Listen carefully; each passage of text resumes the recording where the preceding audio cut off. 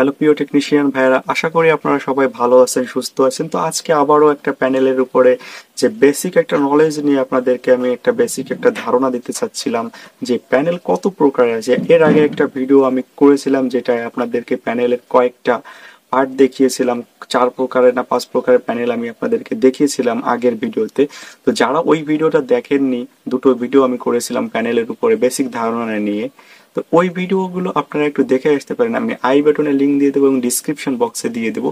তো আজকে আমি তার থার্ড পার্ট নিয়ে চলে আসলাম, প্যানেল কত প্রকারের আছে। তো আগের দিনে আপনারা যারা আগের ভিডিও দেখেছিলেন, আপনাদেরকে আমি দেখিয়েছিলাম লাস্ট যে প্যানেলটা আমি দেখিয়েছিলাম, ওই প্যানেলটা ছিল আমার গেট কপ, অর্থাৎ ভিতরে গেট কপ আছে, ওই প্যানেল কিন্তু আমি দেখিয়েছিলাম। তার আগে একটা কথা আপনারা একটু মন দিয়ে শুনবেন, কারণ প্যানেলের উপর যেহেতু আমি ভিডিও দিচ্ছি, আমি তাদের উদ্দেশ্যে ভিডিওগুলো দিচ্ছি যারা আপডেট হতে পারছেন না, হয়তো টাকা পয়সার সমস্যা থাকার কারণে কোনো ভালো ট্রেনারের কাছে যেতে পারছে না, তাদের জন্য এই ভিডিওটা। তো আশা করি আমি তাদের অন্তত কোনো প্রকারে এই ভিডিওর মাধ্যমে যাতে হেল্প করতে পারি, আমার সেই চেষ্টাই থাকবে। তো ভালো মন্দ কমেন্ট অবশ্যই আপনারা করবেন। কথা না বাড়িয়ে আপনাদেরকে প্যানেলটা দেখাই। দেখুন, আগের দিন আমি দেখিয়েছিলাম লাস্টের যে কপ প্যানেলটা দেখিয়েছিলাম গেট কপ ছিল। তো আজকে আবারও ফার্স্টে একটা গেট কপ দিয়ে দেখাচ্ছে, কারণ এই গেট কপটা একটু ভিন্ন টাইপের। কারণ আপনারা যদি লক্ষ্য করেন, এই প্যানেলে আমি যে ড্রটা করেছি, অ্যাটলিস্ট এই প্যানেলের যে ড্রটা করেছি, এই প্যানেলের ড্রটা করেছি হচ্ছে ফার্স্টে হচ্ছে আমার স্কেলার পিসিবি, তারপর সিপ ফিল্ম কপ অর্থাৎ সোর্স কপ, তারপরে ভিতরে আমি গ্লাসের ভিতরে অর্থাৎ টিএফটি স্ক্রিনের ভেতরে কিন্তু আমি দুটো কপ এঁকেছি। কারণ দেখবেন অনেক প্যানেলে আছে গেট কপ আছে, কিন্তু ওই গেট কপের আপনার ভিতরে অর্থাৎ প্যানেলের উপরে কিন্তু চিপস আকারে, ঠিক আছে, চিপস আকারে দেখবেন আপনার ফিক্স করা আছে। ওই প্যানেলগুলো আপনারা, এই যে আগে একটা প্যানেল দেখিয়েছিলাম যেখানে আপনারা জাম্পার মেথড অ্যাপ্লাই করে যে কাজটা করবেন, এই প্যানেলও ঠিক জাম্পার মেথড দিয়ে আপনারা কাজটা কমপ্লিট করতে পারবেন। কিন্তু একটা কথা বলে নিই আগে, যে এই প্যানেলগুলো আপনারা করবেন না, কেন করবেন না সেটাও আপনাদেরকে একটু ডিটেলসে বলছি। কারণ এই ধরনের প্যানেল হয় কি, আপনার বিজিএল বিজিএইচ এগুলো মিসিং হয়, বেশিরভাগ বিজিএলটাই আমি মিসিং পাইছি, বিজিএইচও পেয়েছি কিন্তু কম আর বেশি সেটা আমার আমার পার্সেন্টেজ অনুযায়ী আমি বিজিএলটা বেশি মিসিং পেয়েছি। আর আমি টেপ থেরাপি দিয়ে কাজটা করেছি, কিন্তু করার পর আমি বলে দিয়েছি এই কাজটা লাস্টিং করবে না, বড় 4-5 দিনে চলতে পারে, কেন নিয়েই না চলতে পারে, এতে কাস্টমারও খারাপ হবে আর আপনিও কাজ করে শান্তি পাবেন না। ঠিক আছে, যেমন আপনি আপনি নিজেও খুশি হতে পারবেন না। কারণ কি, যখন আপনি এই ধরনের প্যানেল করবেন, কেন এই ধরনের প্যানেলের কথা আমি বলতেছি, কারণ এই প্যানেলে আপনার যখন বিজিএস বিজিএল মিসিং হবে, তখন আপনি বিজিএল বিজিএস টেস্টিং পয়েন্ট খুঁজে পাবেন না, সেটাও একটা বড় ঝামেলা। আপনাকে রেজিস্ট্যান্স দিয়ে আস্তে আস্তে দেখতে হবে, টিভিটা অন করে অর্থাৎ প্যানেলটা অন করে যেখানে আপনার কানেকশনটা পাবে সেইখানে আপনি টেপ থেরাপি দেবেন। যদি সাপোজ আপনার ভিজিএলটা মিসিং হয়, ভিজিএল না সরি, আমি ভিজিএইচটা ধরি, কারণ হাই ভোল্টেজটাই ধরি, 32 ভোল্ট হোক, 26 ভোল্ট হোক, 27 ভোল্ট হোক, ঠিক আছে, ভিজিএইচ ভোল্টেজ। যখন আপনি ওখানে টেপ থেরাপি দেবেন, দেখা যাবে ওই জায়গায় স্পার্কিং করবে। স্পার্কিং করতে করতে করতে করতে একটা সময় ছবি আসবে, আসবে না। হ্যাঁ, টেপ থেরাপি দেবেন, চাপা দিয়ে দেবেন। হ্যাঁ, স্পার্কিং করতে করতে ওই জায়গার কি আরটিও লাইনটা কিন্তু একদম কি হবে, উঠে যাবে। হ্যাঁ, এতে আপনার বেশি দিন লাস্টিং করবে না, চলবে চলবে না তা না, এর উপর অনেক ভিডিও আছে, ইউটিউবে প্রচুর ভিডিও আছে। টেপ থেরাপি দেবে, টেপে প্যানেলে যে যেখানে আপনি বলবে কি কাছের উপর জ্বালাই দেবেন বা কাছে আপনি বাইপাস করবেন, আমি বলবো এগুলো করবেন না, এই প্যানেলগুলো ডাইরেক্ট রিজেক্ট করে দেবেন। কি দরকার আছে এইগুলো করে আপনার শুধু শুধু বদনাম কামানো, দরকার নেই, এগুলো করার দরকার নেই আমি বলবো। কারণ চাইলে আপনারা ভিডিওটা দেখতে পারেন, আমি ভিডিও করেছি, ওই ভিডিওতে বলে দিয়েছি যে প্যানেলগুলো লাস্টিং করবে না। কাস্টমারে দেওয়ার সময় কি বলি জানেন, যে বলি যে এই প্যানেলটা আপনি নিয়ে যাবেন, টেলিভিশনটা আপনি নিয়ে যাবেন, যখন ছবি আসবে না এই সাইডে আপনি চাপ দিবেন, অর্থাৎ যে সাইডে আমি টেপ থেরাপি দিচ্ছি ওই সাইডে চাপ দিলে মাঝে মাঝে ওই জায়গা জোড়া লাগে, অনেক সময় লুজ হয়ে যায়, ওই জায়গা থেকে কানেকশনটা সরে যায়, ছবিটা মিসিং হয়ে যায়। যখন ওই জায়গায় চাপ দেওয়া হয় দেখা যায় আবার ছবি এসে। তো এই ধরনের প্যানেল ঠিক করতে পারে একটা জিনিস, আপনাকে লেজার মেশিং এর প্রয়োজন পড়বে, কারণ লেজার মেশিং দিয়ে আপনার ওই যে ব্রেক হয়ে যায় আরটিও লাইনগুলো, যে যে পিনগুলো আপনার ব্রেক হয়ে যায়, ওইগুলো কিন্তু লেজার মেশিং দিয়েই কিন্তু আপনার টেনে দেয়, টেনে দিলে আপনার ওই কপ পর্যন্ত নিয়ে যায়। তো আমি বলবো যে এই প্যানেলগুলো বাদ দেবেন, এগুলো দেখলেই আপনারা বুঝতে পারবেন আমি কোন প্যানেলের কথা বলছি। স্ক্রিনেও একটু দেখানোর চেষ্টা করতে, হয়তো বা এখান থেকে বুঝতে অসুবিধা হতে পারে, কিন্তু আপনারা যারা কাজ করেন কন্টিনিউয়াসলি তারা বুঝতে পারছেন আমি কোন প্যানেলের কথা বলছি।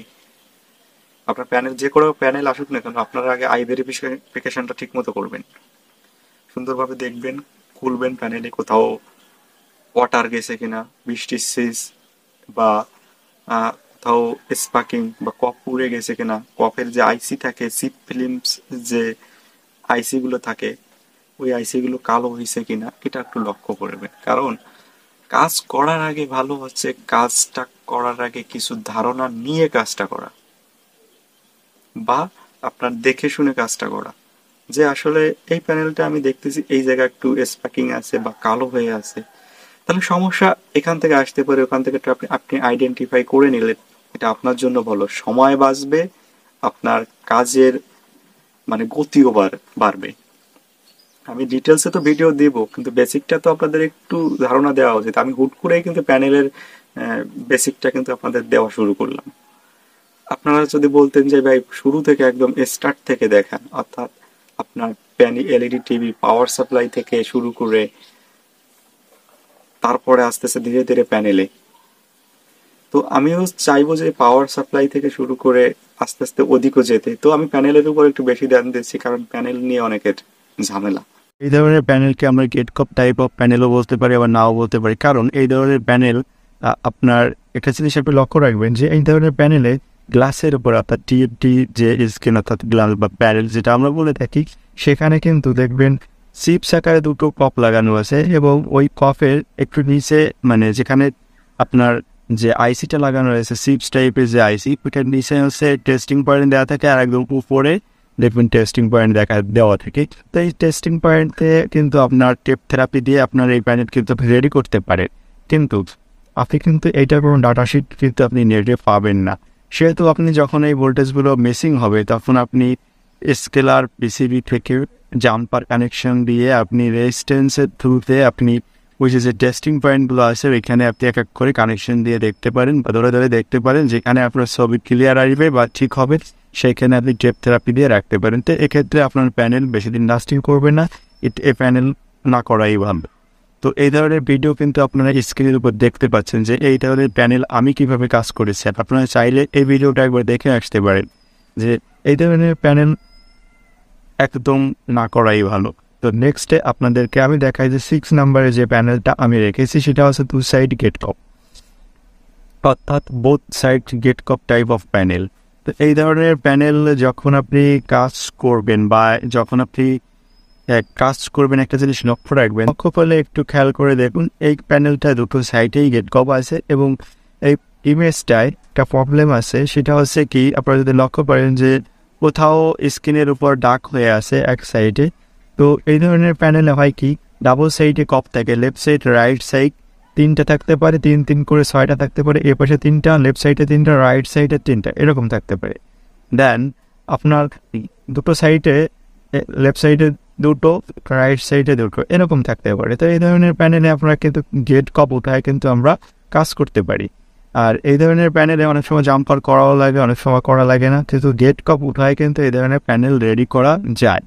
তো এই ধরনের প্যানেলকে বলা হয় 2 সাইড গেট কপ প্যানেল, অর্থাৎ বোথ সাইড গেট কপ প্যানেল। এরপর আপনাদেরকে আরেকটা প্যানেল দেখাচ্ছি, নাম্বার 7 যে প্যানেলটা রেখেছি এটা হচ্ছে টিকনারি প্যানেল, অর্থাৎ টিকন টাইপ প্যানেল, অর্থাৎ যেখানে একটা টিকন বোর্ড থাকে, এফএফসি কেবল থাকে, একটা স্কেলার পিসিবি থাকে। প্রথম যদি আপনারা লক্ষ্য করেন একটা টিকন বোর্ড রয়েছে, তার সাথে দুটো এফএফসি কেবল থাকতে পারে বা একটাও থাকতে পারে। এরপর আপনার একটা এক্সেলার পিসিবি রয়েছে। এই ধরনের প্যানেলে অনেক সমস্যা থাকে। তো এই ধরনের প্যানেলগুলো আপনারা ভালোভাবে ব্র্যান্ডেড টেলিভিশনে দেখতে পারবেন। তো আমার মনে হয় আপনাদেরকে সবকটা প্যানেল অনুযায়ী আপনাদেরকে আমি দেখানোর চেষ্টা করেছি যে কয় প্রকারের প্যানেল আছে, এবং এই ধরনের প্যানেলের উপর আপনার একটু বেশি নলেজ রাখা দরকার। কারণ এই ধরনের প্যানেলে নানা রকম সমস্যা থাকে। গেট কপ থাকে না সেটা ঠিক আছে, কিন্তু এই ধরনের প্যানেলে কাটিং, জাম্পার, ওয়্যার কানেকশন সবই করা লাগে। এই ধরনের প্যানেলে সব মেথডে আপনাকে অ্যাপ্লাই করতে হয়।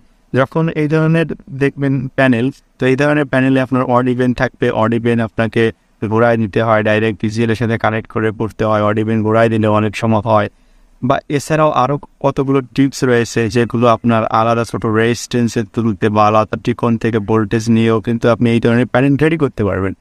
তো এবার যদি আপনাদেরকে আমি বলি যে দেখুন, আপনাদেরকে এবার আমার একটা জিনিস বলা উচিত যে কয় ধরনের প্যানেল, আমি প্রায় 6-7 প্রকারের প্যানেল আপনাদেরকে দেখিয়েছি এবং কতগুলো কোম্পানি আছে। অনেকে বলে যে কোম্পানির সাথে কোনো লেনাদেনা নেই, তো আমিও বলতেছি কোম্পানির সাথে আমারও কোনো সম্পর্ক নেই। তারপর কিছু কিছু কোম্পানি আছে যা আপনার যারা মানে কিছু কিছু কোম্পানি রয়েছে যেগুলো সম্পর্কে আপনার ধারণা রাখা দরকার।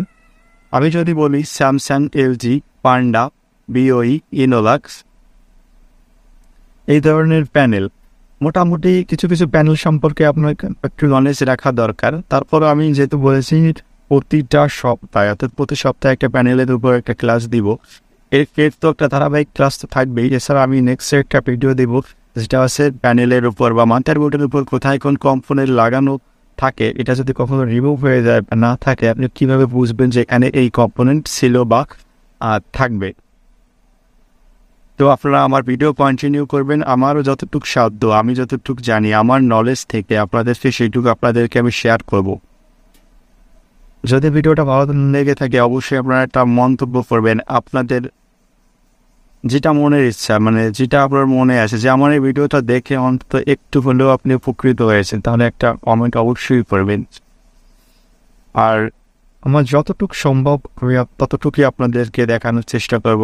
যে আমি বলেছি যে আগের ভিডিওগুলোতে আমি বলেছি যারা আগের ভিডিওগুলো দেখেননি তারা দেখে আসতে পারেন। এরপর আমার 2টো ভিডিও আছে যা মোটামুটি একটা ধারণা আপনারা ওখান থেকে পেতে পারেন।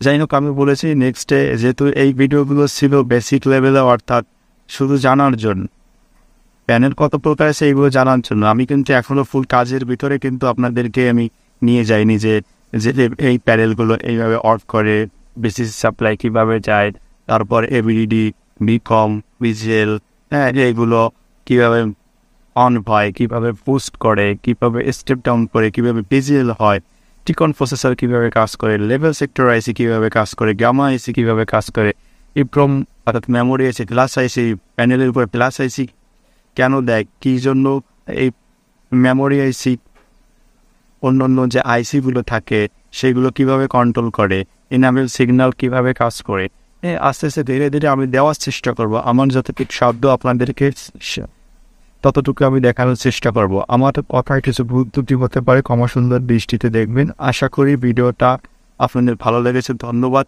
আবারও নেক্সট ভিডিও দেখার জন্য। ওয়েলকাম সবাইকে।